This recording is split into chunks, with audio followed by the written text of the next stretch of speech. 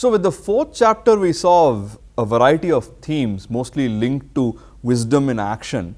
With the fifth chapter, we come to renunciation, sannyasa, where he talks about letting go. And Arjuna, in fact, opens with the question of which is better. He says, you are talking about wisdom and letting go and sannyasa, and you are talking about karma. Which is better? Is it better to just let go of everything, sannyasa, or is karma yoga better? Which is, for sure you tell me, which is the best? Just like you was asking before, Yeah. Gnana versus karma. Now it is asking karma versus sannyasa. Sannyasa. So basically sannyasa is very similar to Gnana actually, Sankhya. So Krishna is saying that there is really no difference between the two. They both are connected, interrelated. It is just the amount of effort in one versus the other. Both of them lead to same path, he says. It's not upayor vindate palam, he says. Et sankhe prapyate sthanam yogairapi gamyate. No, in fact, it's almost like when we are giving directions to somebody, there are two ways to reach. There might be a shortcut and a little longer route, but you say it is better to take the longer route because less confusing. Just take that, it may take extra 2 minutes, but you take that. So based on the context, we will, although both will lead to the same place, we suggest you take this route because less hassle. Now that's a very good example, but someone who is very well used to the town, he can take the shortcut. Yeah, for me, they always give me extra mail. Yes, I'm new here. For them, they may be taking a shorter route. Yeah. Even these words I like, yat sankhya prapyate sthanam. That yogairapi gamyate. Prapyate means it just comes to you. Prapti. Gamyate means goes, you walk to it. You walk the path. It's kind of interesting, the word used. Yeah. Although literally it can be interchangeable, but how prapyate starts with Sankhya and Gamyate for yoga. Yat Sankhya prapyate sthanam tad yogairapi gamyate. Yeah. Ekam Sankhyancha yogancha yah pashyati Sapashyati. One who sees them as same, he is the one who person really sees. Otherwise, they are not seeing. Only youngster, like childish people, Sankhya yoga pritag balaha pravadanti na panditaha. Ekam apyastitam samyak ubhayor vindate phalam. And which is also kind of interesting, right? For children, if you take another path, they'll say, no, this is not the path, that is the path. When you are, going with a child in a car or a bike, you'll say, no, that's the wrong route you are taking. But they don't realize that it is going to reach to the same place. But a realized person knows the immature people, balas, think that they are different. Yeah, exactly. Not the panditas. And here he also talks about kind of what it takes to achieve sannyasa. He says it's difficult. Taking the shortcut is difficult in some sense. Because it requires a lot, to be pure within, and you need diligence and so on. And the danger is with sannyasa is that people might just sit quietly thinking it is sannyasa. It's very easy to move into a state of lethargy. But for somebody who is working hard, there's lesser chance of strain. Already focus is there. Exactly. Work itself is a focus. Like an idle mind is devil's workshop. So it is, unless you are so trained, you will be able to, if you are not trained that much, it is wavering. Like a monkey. 100 directions. Manavandu markata, like that. What Vivekananda says. And then of course, he goes on to talk about how a person of poise works without caring for the rewards and so on. And then he says something very interesting. He says, God does not command people to act. God does not create activities or associated rewards. All these arise from nature. Exactly. And God is not responsible for good and evil in the world. People are deluded because their knowledge is shrouded by ignorance. Nadatte kasyachit papam nachaiva sukritam vibhuhu agnane navratam gnanam tena muhyanti jantavaha. Engulfed by deluded ignorance. by all jantava, all the people, their knowledge is deluded. And this is in fact a very beautiful set of shlokas, because especially in the West, the critics of the Semitic faiths, so they come up and say, you know what, there is so much evil in the world. If there is a God, then why is there so much evil in the world? Everybody should be happy and enjoying. Then therefore there is no God. And even if God is there, he doesn't care about evil, in which case he's a useless guy. This is the kind of arguments you find. But here in the Bhagavad Gita, Krishna just completely takes God out of the equation. He says he's not responsible for good and evil.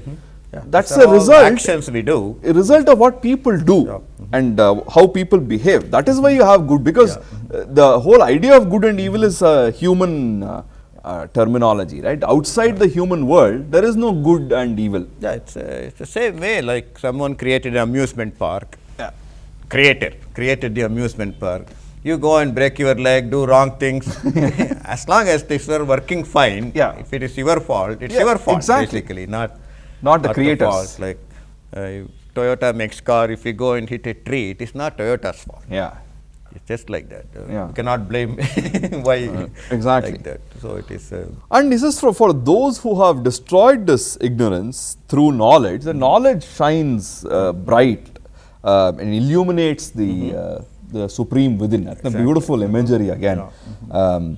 And then another beautiful verse in the 5th chapter is the Pandita Samadarshina. Yeah, that's a beautiful verse. Vidya Vinaya Sampanne Brahmane Gavihastini Shunichaiva Shvapakecha Pandita Samadarshinaha. Whether a well-learned Brahmin or Vidya Vinaya Sampanne, very learned person or a Brahmin, Vidya Vinaya Sampanne, Brahmane, or cow, or an elephant, hastine, shuni chaiva, a dog, or swapacha, one who eats the dog, like dog eater, swapacha we used to say. Kind of a person who is at the lowest level. At that time considered to be at the lowest level. Lowest level. Dog eater. Swapachas they were called, who cooked the dog. All of them, Panditaha Samadarshinaha. Pandita is looking them, what is in them. Internally, they are looking the same supreme spirit in them. Doesn't discriminate between dog versus dog eater versus a very learned person or a Brahmin or a cow or an elephant. So it's a Samadarshi. That's a very good word. Samadarshi is seeing the same thing in everyone. Doesn't mean that you won't put your head in a tiger's mouth because I am seeing the same Brahman. Yeah, Samavarti. That is Samavarti. Samavarti is just blindly behaving the same, like sun is a Samavarti, rain is a Samavarti, Yama is Samavarti, doesn't care you die, and rain falls, an infant is lying there, rain doesn't stop, it drowns that. Same way sun burns it. They are Samavartis, whereas Samadarshi, they are saying what is inside as oneness, like a mother has two children, one is a 2-month-old baby, another is 20-year-old child. She may order pizza for that or bisibelebath for that, and doesn't give bisibelebath to 2-month-old child, gives milk like that. That is Samadarshi. But she is not treating them equal in some respect. She is not a Samavarti. She is discriminating. In fact, but it was a necessary discrimination. No, this is also kind of the problem of communism, right? The Kriya Dvaita. Everybody is equal. So whether it is 20-year-old or 2-month-old, everybody will get one roti. Everybody gets the same pay. Everybody gets so the equality in some sense is opposing to the idea of Samadarshi. It may be a poison actually to the other. And like we were talking about how equality cannot exist with freedom. Exactly. Like if you want to be free, you must have a chance to be unequal. Like you were talking about this example of giving 10 people $100. If you gave $100 to 10 people, ask them to do whatever they want to do with it. At the end of a week, some of them will become pauper. They, depending on $100, they will have borrowed more something. Somebody else have minted into more money. So at the end, even if they started out same, after a week, there will be 7 different people. So you can't expect them to behave But if you didn't give them freedom, tell them you all have to go to this housing society or whatever that Chamarajpeti society, buy only from there, buy only rice. So all of them will get 5 quintals of rice and but be equal. They won't be free. All of them won't be free. They can only buy that. So all of them will come up with the same 5 quintals or whatever. So more than equality, what we need is equity. That is aligned to each person. So if I am hungry today, I will eat little more rice. Somebody is not hungry, he may not eat at all. But we are not equal, but both of us at the end of the day are happy. Equal opportunity and equal opportunity not to do also something. Exactly. It's not forced to do something. So I think that is a very beautiful verse where he talks about the wisdom of a Samadarshi. In fact, they tell an anecdote in this. like someone was explaining this sloka in some pravachan, Samadarshi, Pandita Samadarshinaha. So this guy, after listening to the talk while going home, and there was someone riding an elephant. Mouth was telling him, move away, move away. But he said, I am seeing an elephant. Took him up and threw him out. Yeah. Then he went back and told him, why you told Samadarshinaha, but this is what happened to me. The elephant threw me out. But he says that did mouth tell you anything? Yeah, he asked me to move away, but he had told Samadarshinaha I did. But why did you not listen to him? He also, Supreme Spirit is there. That's also, you ignored him. Yeah. This is in fact a Ramakrishna Paramahamsa story, like where he that. says that there is Supreme in the mouth also, which you ignored. Also. Why did you ignore that Supreme? And then also here, the later part of the 5th chapter, he talks about how the sensory pleasures cause short-term happiness. They are not long-lasting. If we too heavily rely on them, we will feel disappointed. Exactly, because they come and go, And so therefore, he says, in the midst of daily life, if one can endure the turmoil caused by selfish desire and anger, then he is truly happy. Exactly. Indeed, he is a yogi. It is not about sitting in a secluded place. Not running away. But being in the midst of all the action, you can still be calm. That is what is being a yogi all about. He clarifies that very well. And finally, he says, you realize that the purpose and beneficiary of all forms of worship is the Supreme, and then the true friend of all beings, then you attain peace. Yeah. So this is a very nice idea again of the Supreme being like a friend of all beings. So here again we see the various... than some kind of a hierarchy. Exactly. That I am closer to Supreme than you, like that. Yeah. And here Krishna, the Supreme, is nothing but a friend to Arjuna. Yeah. So that's also a beautiful way in which it connects to the end of the 5th Krishna chapter. says, I am equally friendly to everybody. everyone. Yeah, nobody is those who hateful connect to with me. I am closer to them because they connect with that's me. all. Exactly. There's another beautiful verse, that one in this chapter, Brahmani Adaya Karmani. Brahmani Adaya Karmani Sangam Tyaktva Karoti Saha Lipyate Nasa Papena Padma Patram Ivam Bhasad. He says that when you bring the supreme purpose, Brahmani Adaya Karmani, whatever action you do, you bring a supreme purpose to that. When you do that, then you do with detachment. Yeah. Don't be too much like that, bound to it. Sangam Tyaktva Karoti Saha. One who does with that kind of a mentality of supreme purpose. Sort of time when we do with detachment, we also have indifference. We are not giving a impulse. It's katachara, we call it. Like doing just like that. Not like that. He is asking you to bring supreme purpose, then do it with detachment. Just doing with detachment, thinking it is a useless work only, I say, just did like that. It's not like that. Bring supreme purpose and then you act with detachment, then it's almost like, just like the water doesn't stick to the lotus petals, lotus leaf, but like that, nothing will bother you. In fact, there's a nice story about this, right? So there are these two people who are working at a construction site and breaking stones, and passerby asks one of them, what are you doing? So the first person says, can't you see I'm breaking stones? And he asks the same question to the other guy. He says, I'm building a temple. So the same action, they are doing exactly the same thing. Action, same amount. But the idea that I am doing something much bigger, it completely changes the attitude of the person towards the work. So there is this attachment in terms of I have to do it well, but there is also detachment that this is for something bigger, not just for me.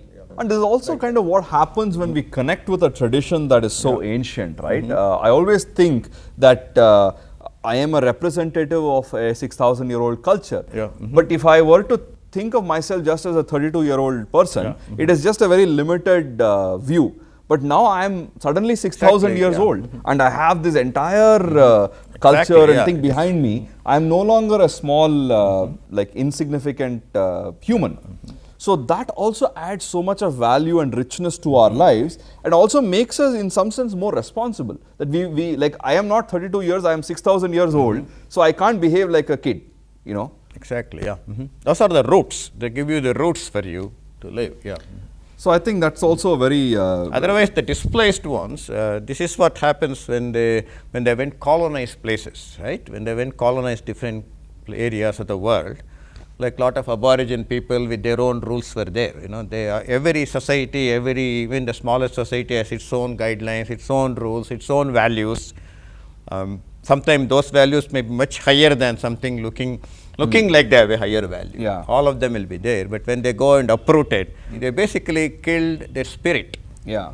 Then when they kill the spirit and convert to whatever, either Christianity or Islam or new role, whatever, basically they are coming with no background. Yeah. So now, no matter even how many thousand years, They have been they will wiped out. still be only that one only. Yeah. So basically, he kind of talks about renunciation and about being a Samadarshi and realizing that everything is kind of a manifestation of Supreme, and where the Supreme Being is not seen as something very far away, but as a friend. As a friend with you, living with you, kind of thing, like a spirit with you. Yeah. So I think that's a great way to finish the 5th chapter, bringing the Supreme close, and one need not have an esoteric idea, but more like a sane voice in your head. It could even be that, your conscience, or a friendly advice. Always when a friend or a lover gives advice, it is more valuable than some acharya giving advice. Exactly, yeah.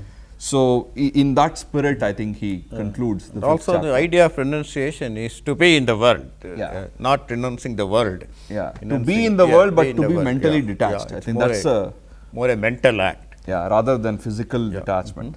So I think that's a kind of overview of renunciation, which we see in the 5th chapter. Then we shall see in the 6th chapter about meditation and dhyana yoga.